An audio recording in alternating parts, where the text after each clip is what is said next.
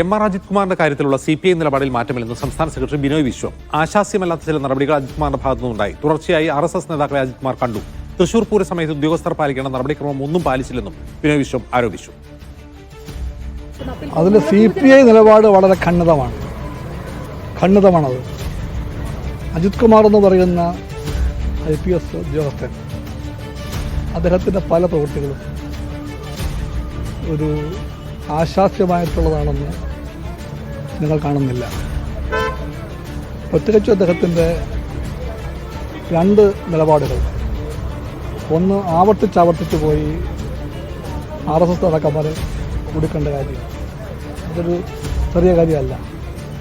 രണ്ട്, തൃശ്ശൂർ പൂരം, തൃശ്ശൂരിൻ്റെ സാംസ്കാരികോത്സവത്തിൻ്റെ പേരാണ് തൃശ്ശൂർ പൂരമെന്ന്.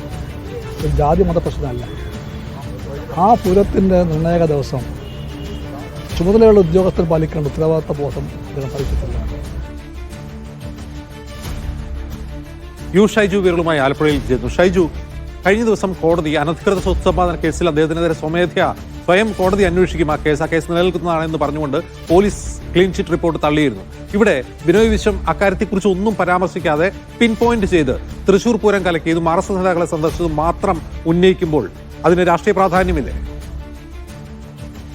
അജിത്, തീർച്ചയായും. കാരണം എം.ആർ. അജിത് കുമാർ വിഷയത്തിൽ CPI നിലപാടിൽ ഒരു മാറ്റവുമില്ലെന്നും അത് ഖണ്ഡിതമാണ് എന്ന നിലപാട് അദ്ദേഹം ആവർത്തിച്ച് പറയുകയും ചെയ്യുകയാണ്. കാരണം തുടർച്ചയായി RSS നേതാവിനെ കണ്ടയാളാണ് എം.ആർ. അജിത് കുമാർ എന്നതും തൃശൂർ പൂരം തൃശൂരിന്റെ ദേശീയ ഉത്സവമാണെന്നും അത് അലങ്കോലമാക്കാൻ ശ്രമിച്ചപ്പോൾ അത് തടയാൻ ഈ എം.ആർ. അജിത് കുമാറിന് കഴിയില്ല എന്നും ചുമതലയിലുള്ള മന്ത്രി പലതവണ വിളിച്ചിട്ടും അദ്ദേഹം എടുത്തില്ല എന്നതാണ്. അദ്ദേഹം CPIയുടെ പ്രതിനിധിയായ മന്ത്രിസഭയിലെ പ്രധാനപ്പെട്ട വകുപ്പ് കൈകാര്യം ചെയ്യുന്ന മന്ത്രിയാണ്. ആ മന്ത്രി വിളിച്ചിട്ട് എടുത്തില്ല എന്നതും ഉദ്യോഗസ്ഥർ പാലിക്കേണ്ട ചട്ടങ്ങളും നടപടിക്രമങ്ങളും അത് പാലിച്ചിട്ടില്ല എന്ന് പറഞ്ഞ് എം.ആർ. അജിത് കുമാറിനെതിരെയുള്ള CPI നിലപാട് അദ്ദേഹം ആവർത്തിച്ച് പറയുകയാണ്. അതോടൊപ്പം തന്നെ അജിത് സൂചിപ്പിച്ചതുപോലെയുള്ള അതിലെ രാഷ്ട്രീയ കാര്യങ്ങൾ എടുത്തു പറഞ്ഞുകൊണ്ടുള്ള ഒരു വിമർശനം അദ്ദേഹം ആവർത്തിക്കുന്നു എന്ന് വേണം നമുക്ക് ഈ ഘട്ടത്തിൽ പറയാൻ. ശരി, ഷൈജു ആണ് വിവരങ്ങൾ നൽകിയത്.